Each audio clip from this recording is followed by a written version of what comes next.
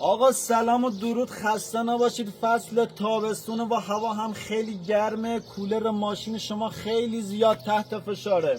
آقا بارها و بارها پیش اومده که میگن ماشینمون زیاد آف آن میکنه. این یعنی چی؟ یعنی کمپرسور ماشین شما ضعیف شده.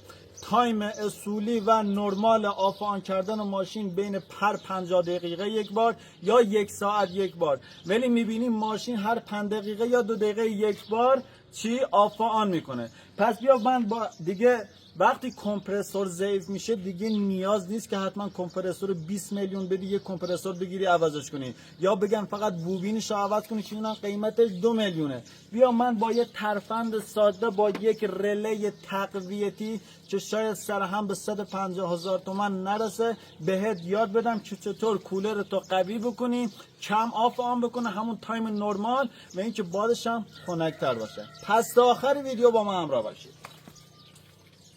آقا ما قطعات مورد نیاز ما قطعات مورد نیاز اول یک رله 5 فیش که بهش میگن رله بوق. تصویرش بیا نزدیک قشنگ ببینن. این شکله رله 5 فیش به یک پای رله. اینا رو میتونید خیلی راحت از هر لوازم یدکی تهیه کنید. یک رله با یک پای رله. خب دوربین بیار نزدیک تا الان طریقه نصبشو بهتون بگم. خب من اول این هواکش باز کنم. این هواکش باید باز کنم که قشنگ دید داشته باشین. وگرنه کلا مشکلی نداره صدر. ما فقط میخوام که دیدتون کامل باشه واسه نصب این رله. خب آقا شما این رله رو نگاه کنید، دقیقاً اون پایه هاش با پای رله تنظیم کنید. فقط در یک صورت سوار میشه، شما برعکس نمیتونید سوار کنید. قشنگ باید این پایه های رله رو با اون سوراخ های پای رله تنظیم کنید اینجوری که بره جا. خب این اولین کار ما بود.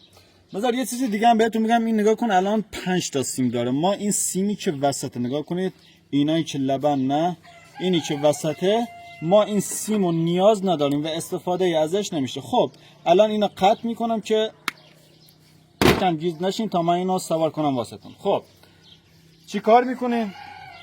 اولین کاری که میکنیم ما باید سر هر سیمو باید لخ بکنیم. سیما رو کل خودشون برش زدن اینجوری لخ میشن. اینا رو که لخ کردیم، دوربین بیار نزدیک تا بهت بگم. اولین سیم ما اینی که سمت پایه رله نگاه کنید، یه برآمدگی اینجا داره، بقیه جاهاش صافه. اینی که برآمدگی داره، این سیمی که سمت این برآمدگی هست، اینو باید مثبت بگیریم. بزنید به مثبت این پیچ پشت دینام که 13 است. الان چه بهتون میگم. من از قبل یه لحظه ببخشید.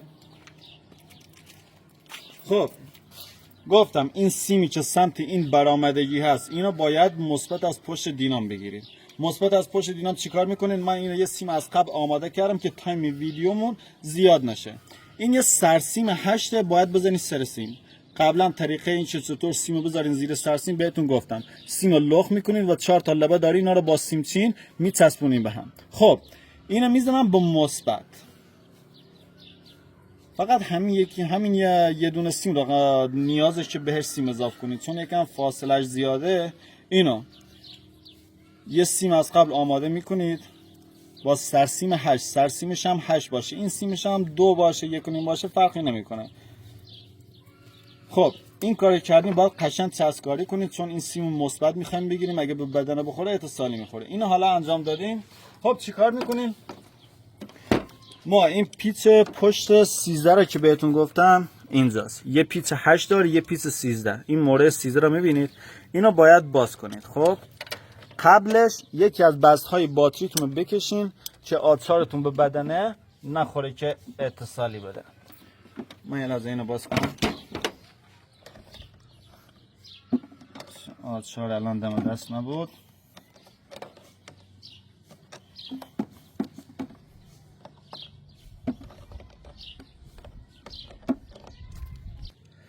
خب آقا این بسته باتری رو اول باز میکنید که گفتم آچارتون به بدنه ماشین نخوره، چون شما دارین یه سیم مثبت رو باز میکنین. اگه آچارتون به بدنه بخوره اتصالی میزنه. خب این سیمو آماده که کردین میذارین دور اون پیچ 8. باید اول گفتم پیچ رو باز میکنین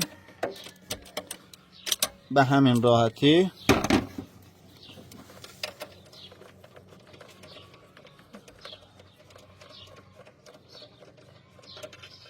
خب این پیچ که باز کردین، این سرسیمو میزنین دور اون پیچ، سرسیمو میزنین دور این پیچ. بذار زیر این ردش کنم. میذارین دور اون پیچ و اینجوری دوباره اون مهرشو میبندین.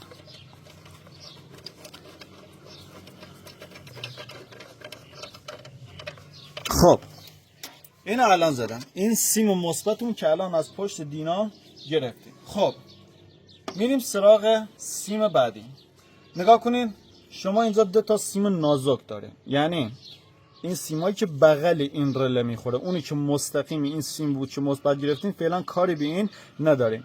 این 2 تا نازک سمت پهلو، نگاه کنید دو طرف این برآمدگی میخوره. 2 تا سیم نازک، حالا شاید داخل بعضی از رله ها نازک نباشن، ولی من اینجوری میگم همین برآمدگی سیمایی که اطراف چپ و راستشه، کاری به این مستقیمش نداریم.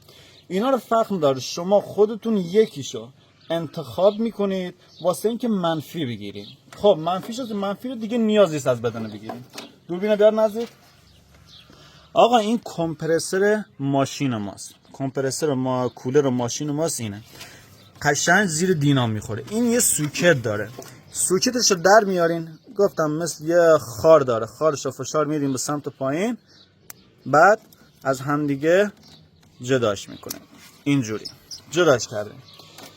خب این سوکتی که وصل به خود کمپرسور ما کاری به این نداریم، سوکتی که از اینجا از روی دست سیم میاد. من قبلا این سیما رو یکم لخت کردم که گفتم زیاد وقت شما بزرگواران رو نگیرم. آقا اینا 2 تا سیم داره، رنگاشون رو داشته باشید. یه سیم خاکستری و یه سیمی که رنگ سبز و زرد داره.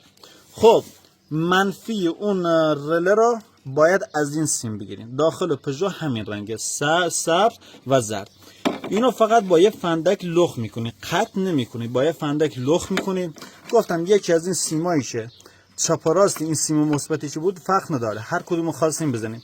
یکیشو میزنین واسه منفی. خب منفی رو که گرفتین این هم چسبکاری میکنین، چون گفتم خدای ناکرده اتصالی نده.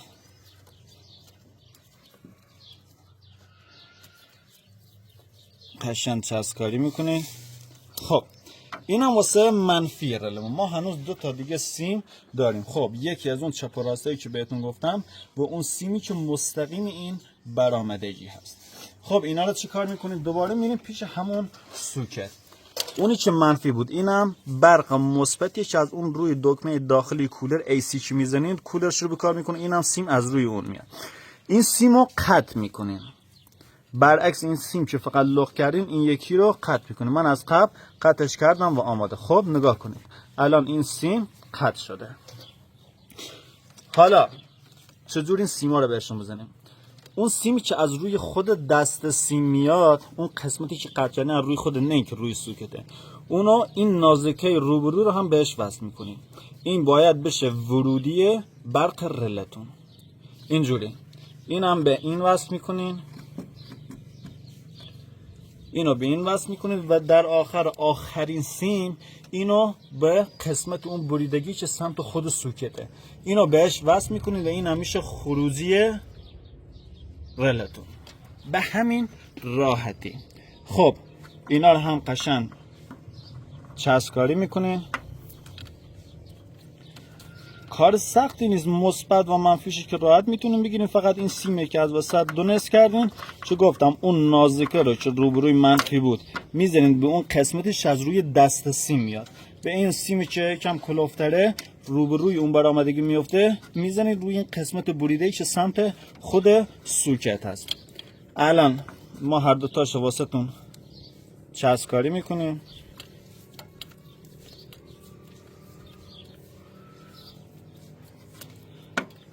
این هم واسه تون چسبکاری طریقه رله. خب بعد قسم حالا این هم بهتون بگم که بخواین جمع جورش کنین، باید چسب برق اون سیما رو همشو چسب میزنین دور هم، سیما رو قشنگ چسب میزنین دور هم من اینو بذارم سر جاش، بعد یک توضیح مختصر بهتون بدم که خب آقا وقتی این سوکت رلش انجام دادین، دوباره همون سوکتی که جدا کردیم، قشنگ ببینید اون سوکتی رو که ما جدا کردیم دوباره میزنیم سر جاش اینجوری.